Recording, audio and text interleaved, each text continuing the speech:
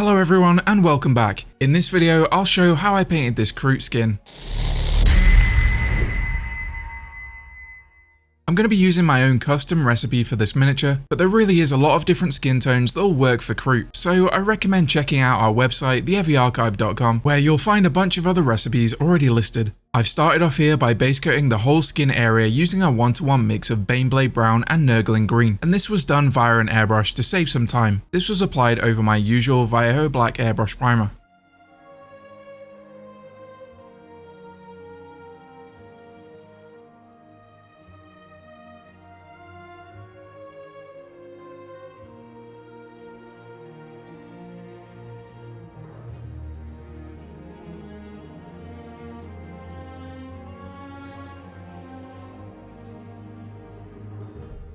Once I had a fully opaque base coat, it was time to shade the skin. I made a soft shade mix by adding a touch of Vulcan Green into the base coat. I then wanted to warm this up a little and create a slightly browner green, so I then added a touch of Steel Legion Drab into this, which worked nicely. The exact ratios aren't too important here, so feel free to experiment and add some variation. I then thinned this down and applied it as a quick wash into the recesses, and I'm not too worried if the wash is a bit messy at this stage, as I'm going to be going back in later on with lots of brush blending.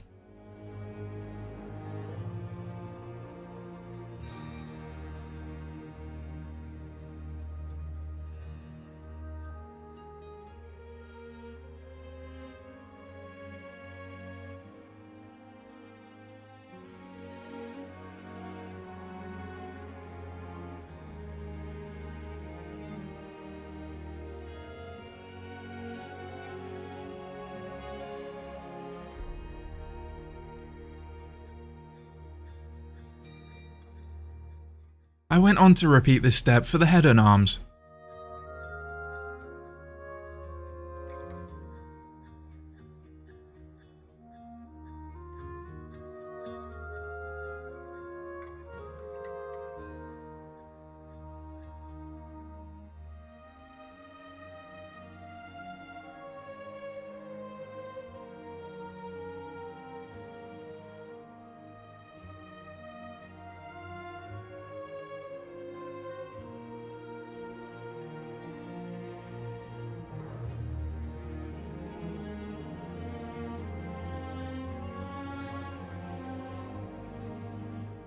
For the next deeper shade on the skin, I used pure Vulcan Green, but this time more carefully painting it into the deeper recesses. Vulcan Green is a nice colder green which works great here to add an interesting change of hue on the skin, with the primarily warmer midtones already established, but you could also opt to use a warmer green or brown for this. Now, as I mentioned earlier, this miniature is going to be part of a larger Golden Demon project, and one that I've had an idea to do for quite a while now. The basing that I had in mind for this will consist of a jungle scene with lots of green foliage, so with that in mind it'll be a tricky balance having this Kroot stand out enough. And as you'll see later on, when it came to the highlights I decided to push these quite bright to help with that. The colder shading was another way to add some variation within the unit and also to make it stand out within the jungle scene. This paint is still quite thin and I'm taking my time to build this up over several thinner layers.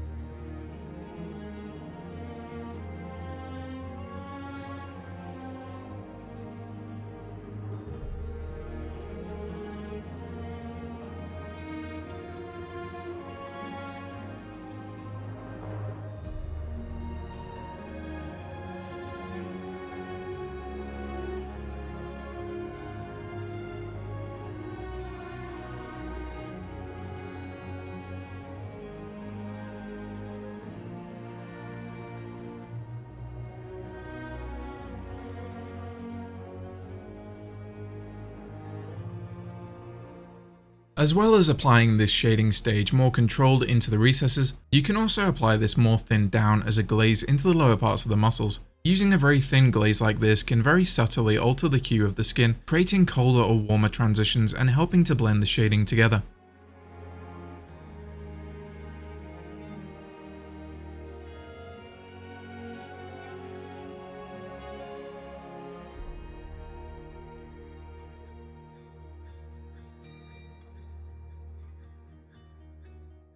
I then went on to repeat this stage for the head and arms.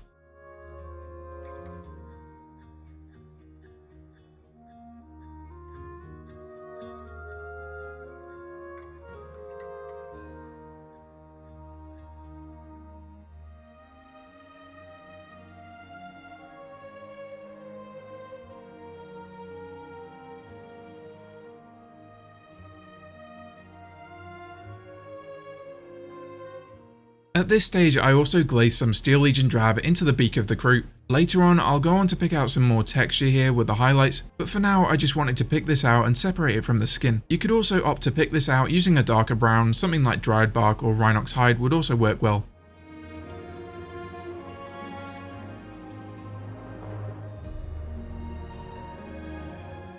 Now it was time for the deepest shading stage on the skin, and for this I used a mix of Rhinox hide and Vulcan green. This was slightly thinned down, although a bit less than the previous shades, as it's going to be applied a bit more controlled and very sparingly into the very darkest recesses. So anywhere where I really want to push the contrast around the toes, fingers, elbow joints, face details and deeper muscular recesses.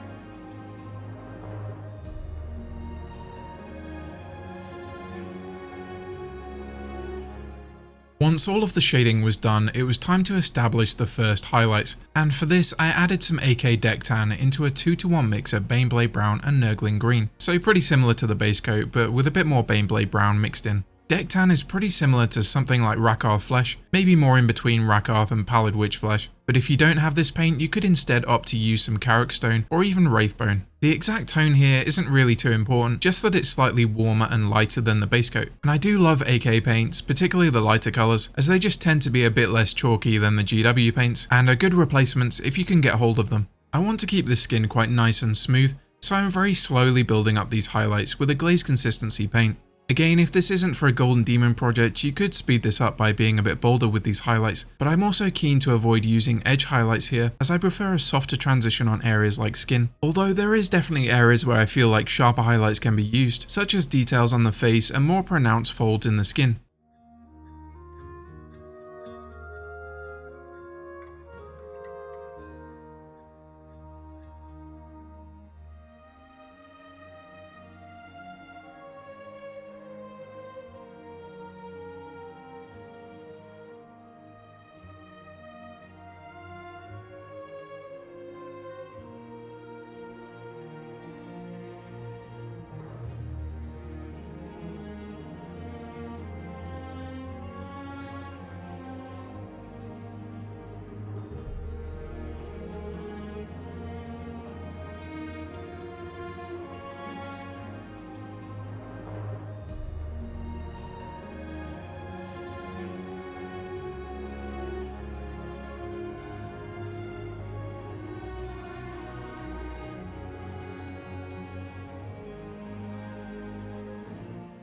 I then continued on with these highlights for the head and arms, making sure to build up the transitions quite gradually, but also starting to define the stronger features of the face.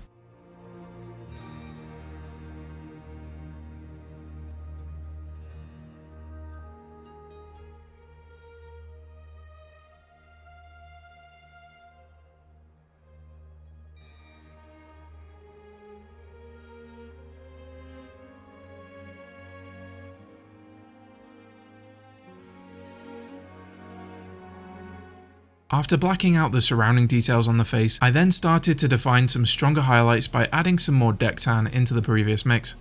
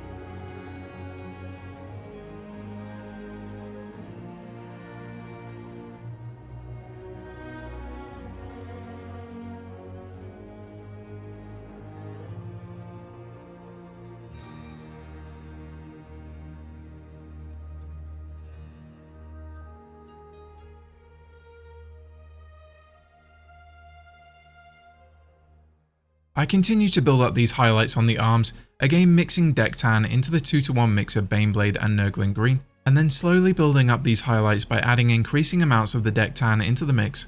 As you can see, I'm pushing the skin quite pale and desaturated here, but if you do want a slightly darker but similar tone of green, then I think something like Strachan Green would also work well for this, and I used something very similar to this on my Goblin Skin recipe on the previous Golden Demon entry. As this Kroot was going to form part of a unit, I was also thinking of trying some much warmer tones for the other miniatures, so let me know if that would be good to see as part of another video. I find painting skin like this very fun to do, and there's so many different schemes that would work well and help to create a very diverse and characterful looking unit. These Kroot also have a lot of different textures and materials on them, including different leathers, metallics, cloth and bone, and I think there's plenty of interesting details here which would make useful future videos.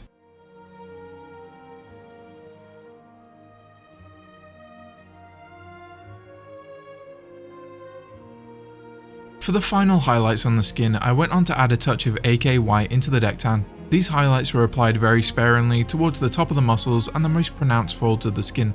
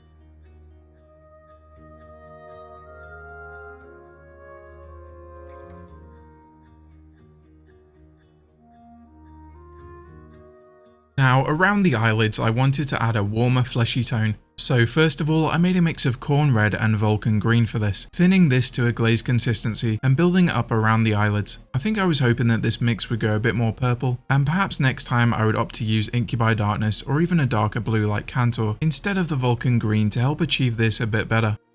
The subtle purple tone will help to add some interest around the eyes and also was a natural complementary colour of the green. I then went on to highlight this by adding some of the Baneblade brown into the mix. You could also opt to use some more fleshy tones like Cadian or Kislev flesh, and adding details like this helps to make the skin feel more alive, and it also hints at the blood vessels beneath the pigmentation of the skin, and this can be a great thing to try on a lot of different skin tones. Once that was done, I went on to pick out some texture on the beak of the Kroot using Baneblade brown.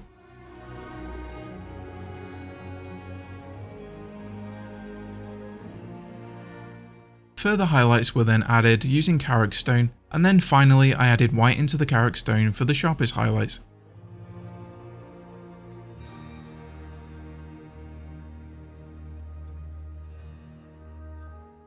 The eyes were then picked out using a pale grey, Administratum grey mixed with a tiny bit of Dark Reaper.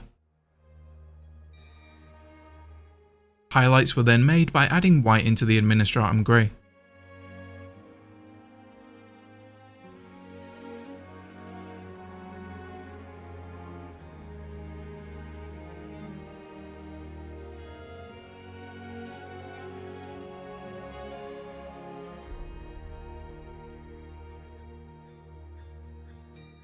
Now that was about it for the majority of the skin and face details, and keen to see how it was looking, I went on to attach the parts together, but there was still a couple of final details to do on the skin, starting with the paler belly of the Kroot. As this is going to be for a competition entry, I decided to use a technique which is very popular right now, and you'll have no doubt seen people using this in the recent Golden Demon, and this is a technique called stipple glazing or sometimes micro glazing. Whatever you want to call it though, it's basically a method of building up small semi-transparent dots of paint, similar to a pointillist painting, and it's used to create a very refined texture or even a completely smooth transition when viewed at a normal distance. Now when a lot of people hear the term stippling, they might think of perhaps more aggressively jabbing the brush at the surface of the miniature, which is fine for quick tabletop results, although make sure to use a cheap brush for this. However, the way that I personally like to use this when painting for display is a much more delicate and controlled process, and it shouldn't really risk damaging expensive sable brushes. Here I'm just very lightly tapping the tip of the brush onto the surface using a very thin paint and trying to allow a little time for it to dry before applying another layer. It's actually a very easy and reliable method to create transitions, however it can be a little time consuming to build up the desired effect. It's also a method that I used extensively on my Mangler Squig entry from a couple of years back, and it's a very useful and effective technique, especially when combined with regular layering and glazing, which as you can see I used here when I went on to glaze down the belly using a very thinned down Rhinox hide. This just helped to add some more volume to the area and also smooth out the transitions, before then going on to add a final highlight to the outside of the belly.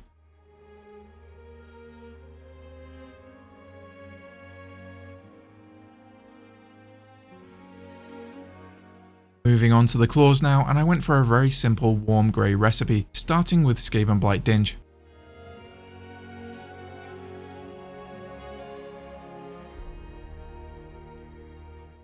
This was then highlighted using Stormvermin Fur, covering less area this time.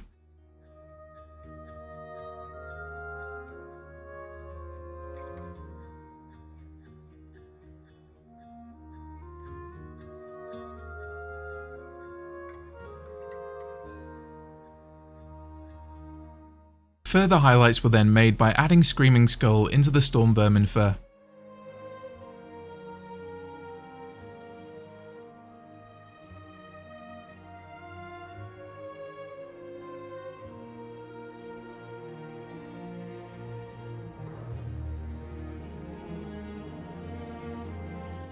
Finally, small dot reflections of white were applied at the base of the claw. I then went on to paint the spikes protruding from the Kroot skin using a base coat of Mournfang brown. This was then highlighted by adding progressively more Ushabti bone into the Mournfang.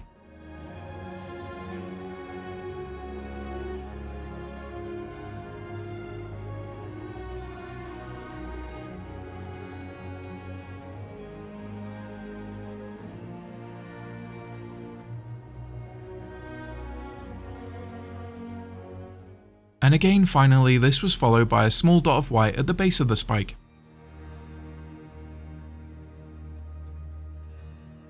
And that's about it for this video. I hope you found this useful, and I look forward to catching you in the next one very soon.